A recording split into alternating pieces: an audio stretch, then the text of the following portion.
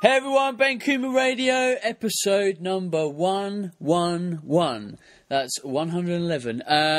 Me and Rachel are not together today. I have a different female guest. For a long time on the show, the female contingent of the Ben Coomber Radio fan base have been saying, Ben, we need more female people. We need more people representing. And do you know what? It's not through a lack of trying. I think as a whole, the fitness industry is fairly male-dominated. And the people that tend to be very outspoken about their thoughts and what they're doing in the industry tend to be men. But not today. I've sourced a fantastic guest. This guest actually came via a different person, via a guy called Matt. I've forgotten your second name, so apologies. I met him at the BTN conference over the weekend, but he said, hey, you got to get this girl on the podcast. She's incredible. And today's podcast is going to be very much about psychology, the psychology of change, and looking at how we think and view ourselves. So let me introduce our guest, Kori Propst. Kori, hello. Ben, hello. I am quite honored to be here. Sounds like you don't have many females on the show very often. We've had a handful, but not enough. Would you, in your experience, especially with, I don't know, where you are in the industry, would you say it's a bit more male-dominated? You know, I loved what you said about the males in the industry being more outspoken, and I think you're right on about that. I think we do need more female voices, and female voices that have a real background in the behavioral and psychological component of nutrition and fitness and just change in general. So, yeah, no, I'm really honored to be here, and thank you for inviting me. You are welcome. So straight away, there's a message to all the ladies out there, especially aspiring coaches in the UK, people that want to have more of a outspoken presence. You know, get your voice heard, be confident, go out there, express yourself. Don't be worried about being judged or what people are going to say. There'll always be those people, and don't worry about it. Let's get more female voices out. Anyway, Kori, there's going to be a good chunk of people that have no idea who you are. Give us the rundown. Who's Kori Propst? What does she do? I am the wellness director for the Diet Doc Permanent Weight Loss Program. We are a nutrition and fitness weight loss consulting company, and we have locations across the United States. We have a few actually in the UK, in Australia. We have one in Singapore. And just to reiterate about the person whose name you couldn't remember. His name is Matt Lomas. That's it. Yes. Yes. And he owns the Diet Doc Derbyshire. So we have someone very, very kind of close to you who does superior work with individuals who are looking to get healthier and lose weight in a very sustainable way. And that's really been what the Diet Doc is all about: sustainable, maintainable, real-life weight loss without rigid meal plans that have you feeling deprived and unable to really get this behavior change going within your lifestyle, eating the foods you enjoy, doing the activity that you like and enjoy and that really fits your schedule. And whether you have a family or not, whether you're in a very high power or travel heavy job, it doesn't matter. Our goal is to teach individuals about their bodies using science, a lot of education and communication and support, because we know that's one of the number one things people need for any type of behavior change, but particularly for weight loss. And very individualized programming. So the Diet Doc, that's where I'm from, and those are the things we really focus on. Interesting. So the Diet Doc, the location that you've got in Derby that's owned by Matt, is it almost like a physical clinic? Is it both a physical clinic and online? How are you set up to coach people, essentially? The bulk of our work, Ben, is all online, so it's very convenient for most people. I have clients all over the world. Individuals are communicating with us via email, photos. We'll often do Skype sessions with our clients to provide them the support that they need. Matt does not have a physical location at this point, but he does have a website. So people who would like to learn more about his services and programming can go to that. It's www.dietdoc-derbyshire.com. And they can contact him via email too to set up a complimentary consultation. But to answer your question, it is designed to be online to facilitate the ability of most people to do this anywhere. Okay. I'm just interested then, what was the idea behind having sort of different locations around the world if it's all online? The only reason I ask is it sounds like run a very similar company in that we do online coaching, it's body type nutrition, and you know, we do the same. We do coaching all around the world. We have people all over the place, but we don't have these sort of identified physical locations because it is all online. What was your rationale between sort of having these focused locations? Well, what is great is that, one, we're able to reach more people. We can facilitate more behavior change and more people meeting their goals by having locations all over the place. It's an online program, Ben, but the majority of our licensed owners, and we license our program, so we train individuals how to go through this process with people who are wanting permanent weight loss. The majority of them do have specific storefront locations. So okay, we know that face-to-face interaction is really, really important. And so those individuals who do have that storefront location have the ability for individuals to come in and meet them a little bit more easily than someone who doesn't. But because, you know, we do have a lot of internet capabilities now, like Skype, to allow that to happen.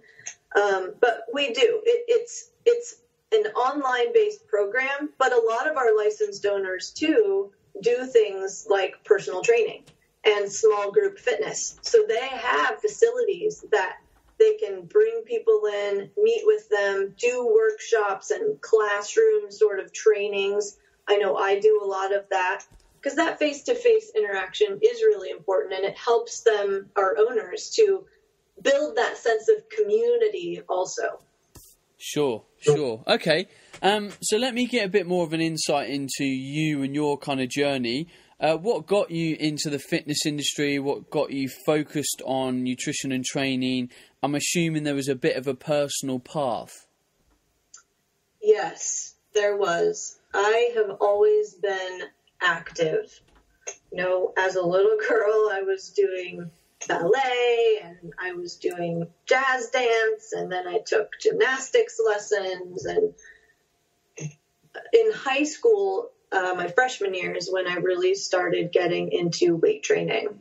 I was 14, did not want to take physics class, so I signed up for Intro to Weight Training. And you can imagine what that looked like, me and a bunch of adolescent boys. And, of course, there's Kori trying to lift more than them, and I did. But that's kind of where it all started. I actually went to college to get my bachelor's degree in vocal performance. Wow. I wanted to be a singer. At some point, I think after the first year, I was quite disillusioned and thought, there's no way I can make a living doing this. I need to pick something more practical. And changed my major a few times because I loved performing, obviously, and went into broadcast journalism and then changed that. Finally landed on exercise physiology. Was still really into weight training and fitness in college. Did really struggle with I struggled with disordered eating in the first part of my undergrad years. And that I think really spurred me toward learning more about nutrition and physiology and the body, but also the mind, because I went on to get my bachelor's in exercise physiology, but then got my master's in counseling because I wanted to be able to combine the mind-body components of health and nutrition and behavior change in order to help people more comprehensively. So that's kind of how I got started. I have been with the Diet Doc for 6 years. I was doing in-home family therapy prior to that in a community mental health center, and started doing personal training on the side, still really wanting to combine the mental health and the psychology with the physiology. Started my own small company doing nutrition and weight loss consulting, mental health counseling, and personal training, and was doing that in-home in Colorado. And it wasn't until I actually started competing in physique, in the physique world, where I became really, really interested, even more so, in guiding people towards optimal wellness, because what I saw in that venue was a tremendous lack of focus on these psychological components of health. It was purely geared toward get to your best body, and let's not even consider how you're being affected mentally. So I became a part of the Diet Doc after I attended my first, what we call a fantasy camp. We have these VIP only camps as part of the other division of our company, which focuses on competition prep. And I attended my first one, and I left that camp knowing that I would be changing my career rather quickly. And Dr. Joe Klemczewski, who is the founder of the Diet Doc, hired me and created this position for me. And it was then, once I came on board, and again, it's been about almost 7 years now, I created the mental edge coaching component of the Diet Doc permanent weight loss system. So a lot of individuals will come to me through a goal of wanting to get in shape, of losing weight, and doing it in the healthiest way possible this time, because as we know, most people who lose weight gain it back, 98 to 100% of people within 3 to 5 years. They come to me through that avenue, but then what we find is that a lot of what they're struggling with in terms of disordered eating, emotional eating, binge eating, has some very strong psychological underlying components that we really need to work through in order for them to get moving in the direction of their goals and their dreams and their ideal bodies and minds. So how did I come to where I am now? It was really this kind of open discovery process of wanting to see how I could combine all of my loves. Nice. So, I mean, this is perfect because we're now, you've directed us straight into the bulk of the show, and this is where I see you've created a bit more of a niche in that, we really need to get on top of the psychology of the individual when we're looking at the kind of diet process, because I think it's an area that the fitness industry, I think, are uneducated on how to tackle this. And, coaches and people that are even trying to make these changes themselves see that there's an issue with their own psychology, but they're not really sure how to unlock it. And we're all sitting here and we know it, and we can see it, and we can see these patterns, but none of us are really able to delve and unlock it. And hopefully we'll sort of start to unravel a little bit of this picture, over the next half an hour of this show. So I was reading a piece of your work recently I think it was called What Is Wrong With Me That I Feel This Way? And you mention a really poignant sentence throughout this piece. It's, we are neurobiologically wired to gravitate towards familiarity, certainty. Sameness is attractive, even desirable. This works because the brain likes to take shortcuts towards what it is comfortable. Our minds take information from the universe and match it to a frame of reference. What does this relate to that I already know? It asks. In this manner, conflict is bypassed, incoherence is avoided, and discomfort and disintegration is circumvented. Relating this to health, performance and change, Kori, how does this relate, I suppose, to people's sort of inability to change, and why is change hard for people? Love this topic, Ben. And while that quote may have seemed a little bit convoluted and maybe complicated for most people, I'll put it in just a few simple words. We're creatures of habit. Yep. And most people get that. I loved what you said in the beginning of the question about these patterns of behavior. And many of them we're conscious of, and we're aware of them. And we recognize that they occur in our lives, but a lot of them we aren't. And it does take, in terms of what you said, it takes a very deliberate, intentional focus on unlocking them and getting to a place where we're really thinking and being in a more critical way to find out whether, and particularly in the emotional realm, to find out what our emotions are, what emotions we have and which ones we're aware of, but then also which emotions are driving us. So we have emotions, but then emotions have us. And I think when you put it in that perspective, the manner in which we behave and the manner in which we feel and the manner in which we think makes a little bit more sense.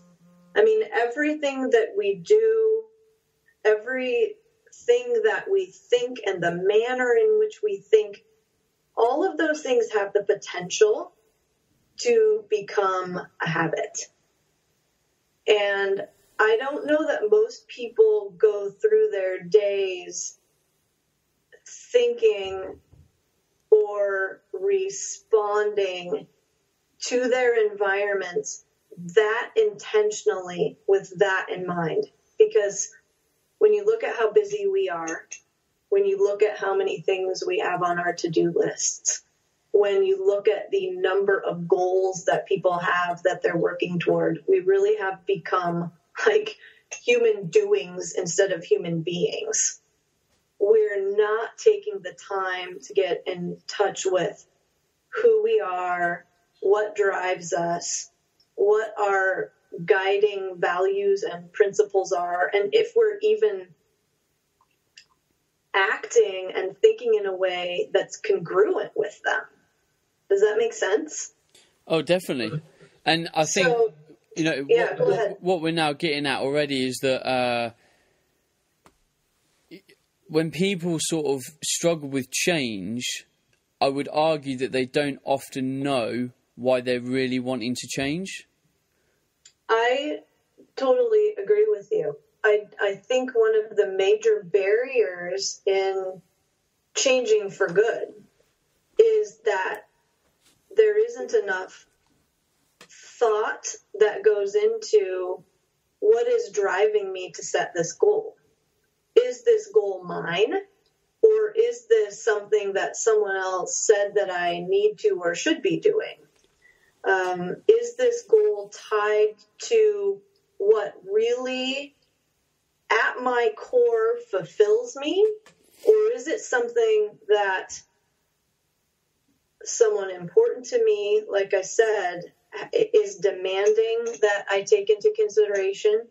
Is it a part of the organization that I work with who has said this is definitely something you need to be integrating into your behavior? But one of the major drawbacks is that not enough time is taken to really conceptualize what this goal is going to involve. It's fine to have an intention. It's fine to be able to say, I want to lose weight. But then what are all those other thoughts, feelings, and behaviors that are going to need to be in place in order to lose weight successfully? So we also have to consider, too, the environmental and external cues that we may be guided by unknowingly. I just read that, and I just wrote an article on this about, when you have big box stores there like Costco or Sam's, and you can buy just huge amounts of things all in one shot. 70%, they always offer free samples, right? People love free food. Whether they're losing weight, dieting, or not, people love to know that they can go get free food. 70% of people who are offered free samples will partake of them. 40% of that 70% will actually purchase the food that's being offered, regardless of whether they want to purchase it or not. They'll buy it. And so it's situations, events, environments like that where we're not really considering how we're impacted by them. And that goes right back to, we're not thinking through enough how to prepare for a goal. It's okay. I feel like I want to lose weight. Well, I'm going to write down the goal, lose weight. That's not enough. And everyone is in a different stage of readiness for change. So, and this relates to motivation. I may be motivated to lose weight, but I may not be necessarily ready to take action on losing weight. I may have thought, this is really something I need to do. My doctor is telling me that I need to do it for health reasons.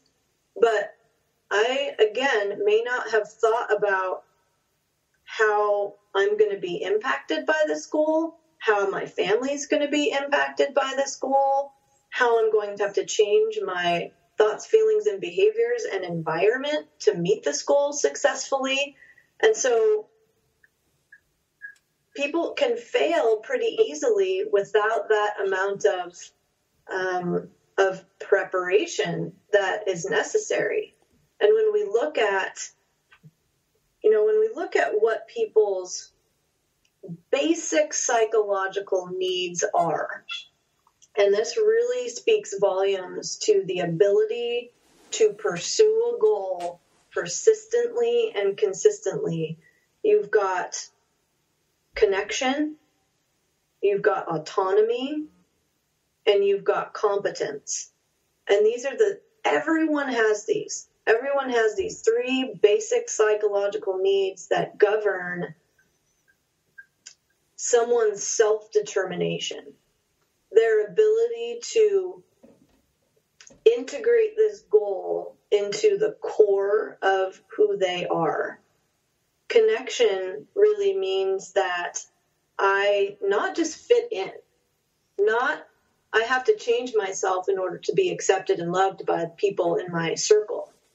It's a sense of relatedness in that I belong. Regardless of who I am and what I do, I belong and I feel that. The autonomy component is huge because when you think about how, and I've been in situations where I've set a goal and it wasn't my goal.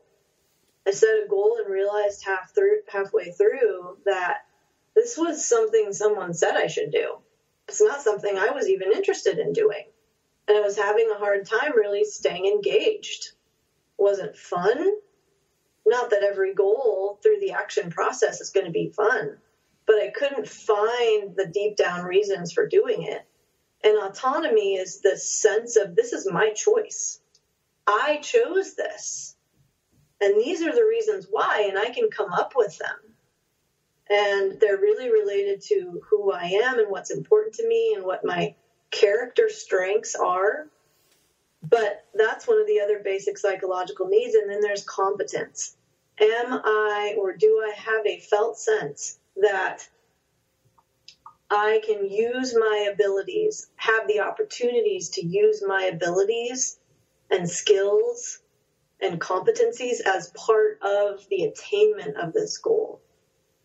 So when we see people who, say, for example, are working on losing weight and they fall into like binge eating or emotional eating type of behavior, it really, that sort of behavior is what's called substitute or compensatory behavior. They may have a situation in their environment. Say it's a woman who's losing weight and she gets in a fight with her partner and she goes straight to the kitchen and just starts eating the bag of chips or diving into the peanut butter, right? Her autonomy or her sense of competence, or probably more accurately, her sense of connection in that moment was threatened. She feels this sort of break or fissure in her relationship, and she doesn't necessarily know how to handle that emotionally. And so she's using food as a compensatory behavior to try to fulfill that crack and to regain a sense of connection. But the food isn't going to provide that for her. So, and we see this all the time. We see it with individuals who are trying to quit smoking or quit drinking. Of course, there's a physiological component that goes along with it. But if we're looking purely at the psychological side of things, we really have to learn how to look at and take into consideration these three basic psychological needs. Again, they're connection, autonomy, and competence. So I know that was a very long answer to your question, but there's so many factors that go into this. Oh, there is. And, people will ask for the solution, and we're going to try and get to a bit of a solution as much as we can on this show. But, context is always key in any environment. Now, one thing I'm really interested in, because you work with a lot of clients online, is that, most people's goals are quite superficial in that they'll say, I want to lose weight, I want to build muscle. It's a very kind of easy goal in their eyes, but they don't have any root connection as to why they want that goal. And obviously, because they don't have any root connection, it's easy for them to fail because there's no kind of emotional connection or drive. Now, when you work with someone via the internet and you don't have that kind of connection with them, how do you get an individual to explore the rationale behind their goals and why they really want to reach that goal, and to kind of open that out so that they're driven emotionally towards fulfilling that goal? Mm-hmm. Well, I would argue that we do an incredible job of establishing that sense of emotional connection with our clients, Ben. Despite it being online, there's so much that can be done just through virtual communication. I mean, we're having almost daily communication with our clients, whether it's by phone, Skype, and it's usually by email. But I will say that from the very first interaction that we have, and that's part of our intake process, is we're asking them some very specific questions regarding their level of motivation to change, what they've tried in the past, what they recognize have been their barriers in the past, what they see as their particular strengths. We do a lot of what's called motivational interviewing to really get a sense for, like you said, their emotional and psychological sense of themselves in terms of what they've delineated as their goal. If I have someone who comes to me, and we all know that we all want to look good. We do. We want to be accepted by people. People, they're going to come to me for weight loss because they want to lose weight. They want to look good. They want to fit in their clothes. They want to feel sexy. Okay, that's super and that's awesome, and I'm going to support them in that. And we need to, like you said, be looking at what is going to keep them going. What is going to keep them feeling like there's this sense of fulfillment? What's going to keep them curious about the process? What's going to put them in this mindset of discovery and get them out of automatically moving to this sense of loss or confusion or doubt or wanting to run away from discomfort when it gets hard? And that's it right there, is to move them from this extrinsic, externally oriented, I want muscle and I want to be toned, into being very explicit with them and asking them those tough questions. That's fantastic. I love that goal. But what's going to keep you going? What's going to keep you motivated? What's going to keep you committed? And I just want to comment real briefly on this issue of motivation and versus commitment. I think a lot of people have kind of a misconception about it. And when we're looking at these extrinsic or image-oriented sort of goals versus I do this because I want to be able to sit in an airline seat and travel with my wife when I retire. You can see the difference, extrinsic versus intrinsic. It's those intrinsic, value-driven, this is weaved into the fabric of who I am goals that are going to lead to the most integrated sort of goal pursuit and that are going to keep the person committed. Motivation waxes, it wanes, it changes with mood, it changes with what you said, the context, the environment I'm in, the people I'm with, the sort of challenges that I'm dealing with, the amount of stressors in my life. And we have to get away from believing that we have to always want to do something in order to do it. If all I did were the things I wanted to do, I would eat, I would sleep, and I would train. Mm-hmm.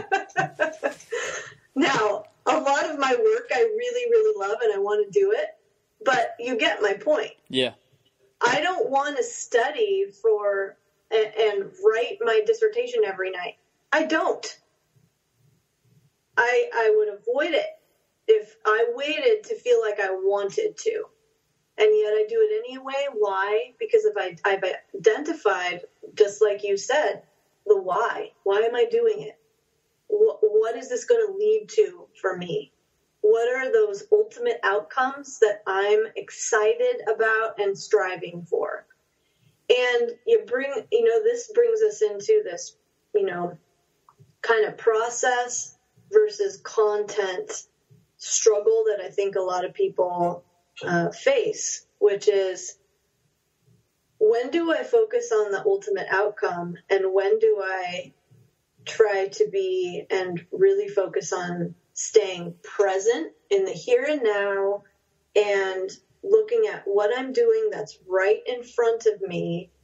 And for behavior change, this is super, super important. It's good that I want to lose 50 pounds. That's fantastic. But I've got all these other very important key steps that need to be taken in the meantime, like just this meal right now and just this bite, for example. We rush through meals, and when we're eating in a hurry, we eat more than we need to. It's less than mindful, and then we get hungrier faster. And so my point to that is there are very specific things we need to be focusing on right here, right now. Like if I'm eating this bite, I shouldn't be focusing on the next one, right? Or if I'm eating this meal, I shouldn't be thinking about what I'm going to have for the next one.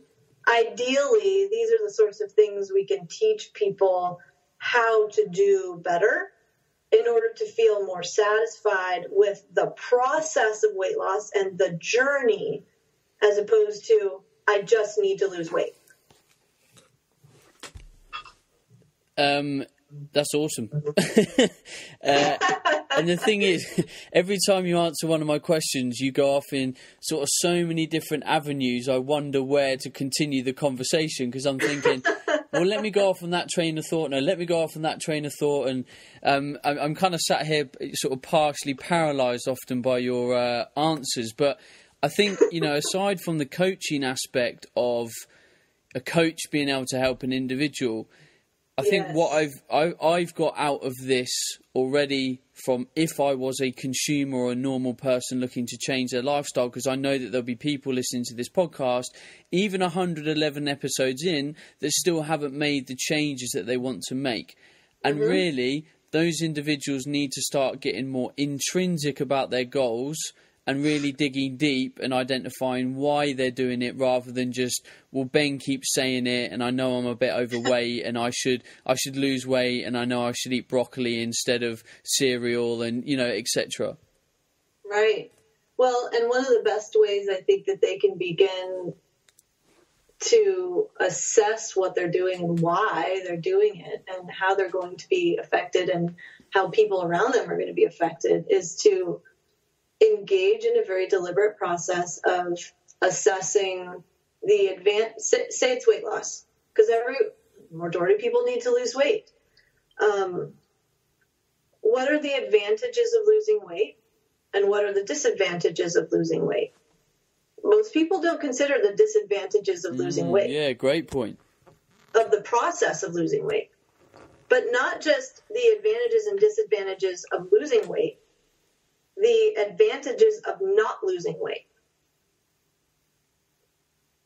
That's another very important question. So this can really kind of help people to discern whether they're actually ready. And if they're not ready for actual weight loss, then what can they do? And as coaches, I mean, we're in an awesome place to be able to help people wherever they are. If they're not actually ready to start losing weight, then we can be educating them about what weight loss is, about how the body changes as a result of weight loss, or just about health, wellness, fitness in general, and taking small steps towards getting them ready to lose weight. So that's what I would recommend initially for consumers, is to really engage in a deliberate questioning process. Because asking why sometimes just becomes really difficult and convoluted. I mean, I think of when a little kid spills their milk and the parent's like, why'd you do that? How the heck do you answer that question? Because I was being irresponsible. You know what I mean, Ben? Yeah. So we have to have specific methods and powerful questions that we're asking ourselves to really get down to the nitty-gritty. So for a lot of people, it comes down to very much being honest with themselves as well, because sometimes the depth that someone needs to go to ask themselves about their reason for change needs them to delve to a place that's potentially slightly dark and they feel uncomfortable encountering. I love how you said that. I really do. Because we engage in a lot of defensiveness and protective sort of behaviors to save face, not just in front of other people, but for ourselves as well. There are things we don't like to or want to admit to ourselves. And for someone who wants to change their behavior for good, that's really part of it, is in being able to ask the tough questions, become very honest, become very authentic, become very vulnerable in being real and genuine about, I don't like to say the demons that they face, but just the difficulties that they've had and what may be kind of deeply hidden in the background that's guiding their behavior, or even not hidden at all, but that, like you said, they don't want to admit. What I find so often, Ben, in my work is that someone comes to me for emotional eating, right? They're struggling with binging, and of course, their primary issue is I have emotional eating problems, or I'm a food addict, and I can't control myself. What we get into and what we find is that most often, the majority of the time, it has nothing to do with food. Nothing to do with food. Of course, they may have been on 10 to 15 different diets, and so they learned how to be very rigid and restrained and inflexible, and so they have all these rules that they're subscribing to. But underneath it, there's something that's going on relationally. There's a lot of shame. There's distorted thinking patterns, a lot of assumptions being made, very black and white thinking, the inability to be with their emotions. And so what we teach them how to do is to avoid avoidance.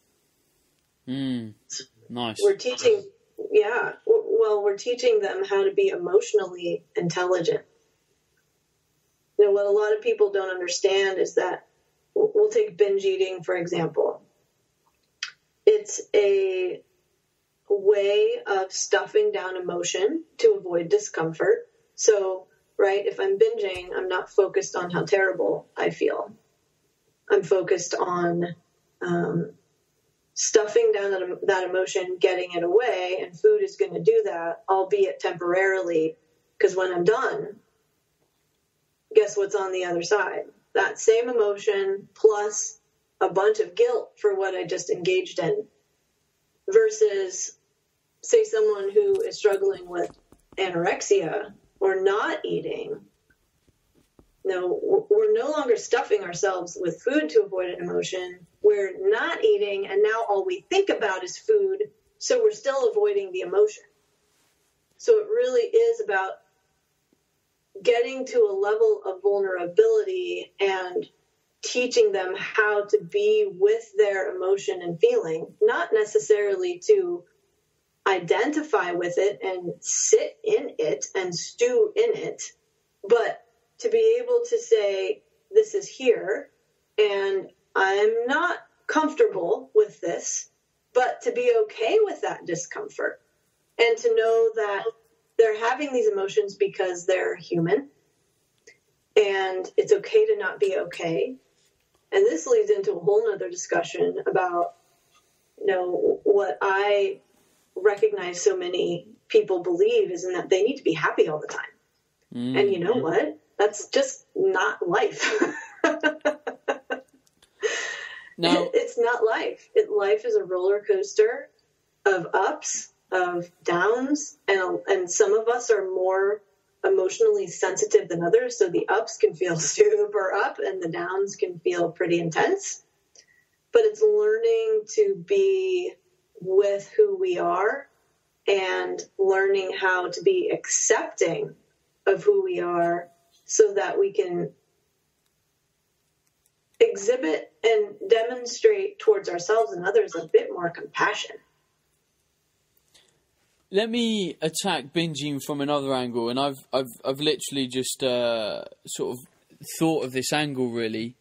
In a lot of people's environments where they feel out of power and out of touch with their environment, their friends, their love for themselves, would you say binge eating gives people power in the fact that they have a certain amount of control over what they're doing? Like, it's something that they can almost control because nothing else seems in control? I think if you asked anyone who could be honest about their binge eating behavior, they would tell you that they feel out of control when they're doing it. Okay. But when you look at it from the perspective of they feel out of control in terms of being able to handle their emotions well, yes, they will move towards food as a substitute control measure. Okay. But it's an ineffective sense of control. Sure. So again, the goal would be to help them to understand what is leading them there in the first place. And a lot of the work I do is on helping individuals to recognize what their emotions are first. It's really amazing to me how many people can't identify in a word what the emotions they most commonly feel are. They can say, I'm uncomfortable. They may be able to say, I'm bored, or I'm anxious, or I worry a lot. But they don't have a sense either of where they're feeling, where those emotions come from in their bodies. When I ask, tell me how you know you're anxious, it's very rare that I'll get an answer immediately. I don't know. I've never thought about it that way. Because emotions resonate in our bodies. Our bodies tell us what we're experiencing emotionally. But we're so used to operating from the neck up and being very cerebral that we really need to learn how to monitor and be in touch with what's going on below the neck. Because where does anxiety reside for a lot of people? They feel a tightness in the chest. They feel butterflies in their stomach. They notice that their shoulders are up around their ears. They notice that they're barely breathing. It's these sorts of signs and symptoms that individuals who struggle with binge or emotional eating need to learn how to get in touch with so that they can recognize they're headed in that sort of direction and into a pattern of ineffective behavior. Step one, that's step one, a mind-body connection and recognition so that they're no longer propelled toward running away from discomfort. And it can become about redefining, too, what discomfort is. In a situation where a person who's losing weight, say they're at a party and everyone's eating and everyone's drinking and there's tons of decadent food everywhere and they're starting to feel uncomfortable, to be able to say, okay, I'm uncomfortable right now. I don't need to run from this. What can I learn? If I were going to approach this in a curious way, in a sort of discovery sort of a way, what would I do? If I were going to look at this objectively and not get sucked into this emotion or the thought of, I can't handle this, because then that thought is going to guide some probably pretty negative behaviors if I believe it. If I were going to look at this curiously, what could I do differently? And that's another point, Ben, is that a lot of people believe their thoughts. And our thoughts lie. Our thoughts are assumptive. They're black and white. They often are not based in reality. And so to be able to say, okay, you know what? I know that's my pattern, to think I can't do this. Doesn't mean I have to believe it. Because the thoughts that we have, because I want to try and help people out with some of the information that we've delivered today. People, when they think about their brain and how it thinks, people think it is just a case of, oh, well, I should be able to think differently. When people and coaches talk about changing your mindset, they make it sound like it's simply a case of, instead of thinking this way, I'm going to think that way. And in a small way it is, but in the big context and the grand scheme of things, how you think mentally and how you create an action with your mind is a habit-based approach, just like anything else. Like if we were going to go into the gym and squat, the first time we do it, we might suck at it. And we need to do it again and again and again, and we need to create a habit so that it becomes a pattern and it becomes ingrained. And surely the changes that we need to see in our own mental state is, again, a simple case sometimes of just applying a different mindset and trying to do it. When, like you're saying, you identify the thought process that you're going through, it might be negative, and instead of, yes, you're going to try and make that positive, but it's going to revert back to being negative. But the more and more you try and change it to be positive, at some point there's got to be a tipping point, and whatever action or life event makes that tipping point happen, we don't know, but surely it's still an art of practice. It's definitely an art of practice, deliberate, intentional practice. And, as you were talking, I had this image of inside of our brains, and when we practice and we do something over and over and over again, and our different neurons are connecting, we're creating these new, faster pathways, and those neural pathways are becoming myelinated. Myelination is myelin is a fatty substance around the neurons that increases the speed at which the neuronal firings are activated and move. And you see among people who, take a high-level athlete, a golfer, for example, who does the same movements repeatedly, those neuronal pathways that fire over and over and over and over again are the most highly myelinated. The myelination is thicker. So when we think of it from that perspective, yes, when we can look at it from a more biological perspective, it can take the emotion out of it, and then we're almost in a more somewhat removed sense where we can say, okay, if I were going to just look at this from what needs to be done right now, I just need to practice. Yes, absolutely. How did we learn to tie our shoes? We did it over and over and over and over again, and it became automatic. How did we learn to tell time, count money, all of those things? They became automatic because we practiced. But I think from the psychological side, we need individuals in our lives who can support us. And that support needs to be autonomous sort of support, not demanding or critical. And that's where I see a lot of the women that I work with struggle in that they don't have individuals in their lives who are providing the type of support that they need. And as coaches, it's very, very important for us to understand what type of support our clients thrive with. And to be able to ask them that, how do you prefer that I support you and praise you? And are we praising our clients, and are our clients looking at their strengths in a way that is rewarding not intelligence, but effort?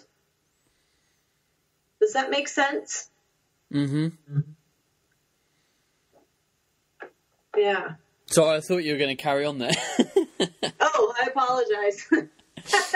I've been really used to you sort of stringing together sort of epic ramblings, but it's, we've covered so much, and I think what I want to get for the people listening out of this is probably two key points that I've extracted from just, listening to the things that you've said, and that, we need to be very honest with ourselves and identify a why, a reason, and a very introspective look at the goals that we have and why we want to achieve them. That's the first thing. And then the second thing is the practice of how we see these situations that we're in that potentially lead us to a negative outcome. And, like you've mentioned, have this kind of positive environment and put yourself in a positive environment so that the more and more that you practice these changes and these mental sort of hacks to try and get around what might seem negative, the more and more you practice it, at some point it's going to click, and then you'll get yourself into a bit more of what I call a positive flow state. And then after that click, things tend to become a lot easier because all the things that you've been trying to do essentially fall into place. They do. That's very well said. The other big point, I think, would be to learn how to involve the body in everything you're doing mentally. We call it a mental game, but those individuals who learn how to access their most relevant emotional spark are using their bodies and their physiology to get to that mental place. And a lot of it comes from their ability to deliberately focus on their breathing, because that creates that less stressful physiological place where people are able to use their mental faculties more effectively. I mean, we can say to ourselves, don't think that, don't think that, don't think that. And what are we going to think? We're going to think the very thing that we said we didn't want to think, because now what we don't want to think is front and center in our minds. So we can look at it two ways. We can look at it from a place of acceptance that what I'm thinking right now doesn't have to guide my behavior at all. It's just a thought. It's a string of words. That's it. I can look at that string of thought like clouds floating across the sky. Or I can engage those thoughts more and say, okay, is that even relevant? Is that realistic? Is that even true? Is there evidence for that thought?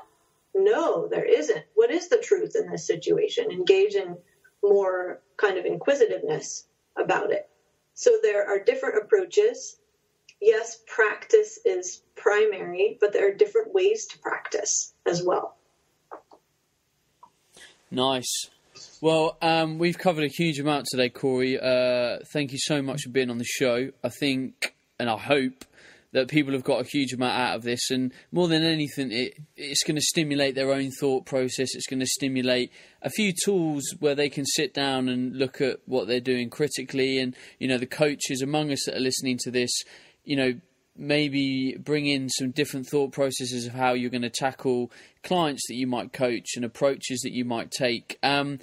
Kori, I'd like people to be able to find more of your work if they have the desire to. Where's the best place to go to find a bit more of Kori Propst? Well, I appreciate that, Ben. We just released our book. Dr. Joe Klimczewski and I co-authored a book called 50 Days to Your Best Life. And this book really combines the physiology of weight loss with the mental psychological component.